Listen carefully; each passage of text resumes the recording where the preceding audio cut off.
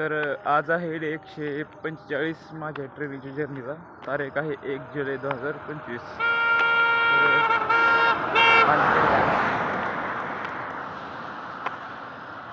Horn मुद्दा वाजवला त्या गाडीवाल्यानं, काय नसतं. तर आज पालखी आहे अकलूजमध्ये तुकाराम महाराजांची.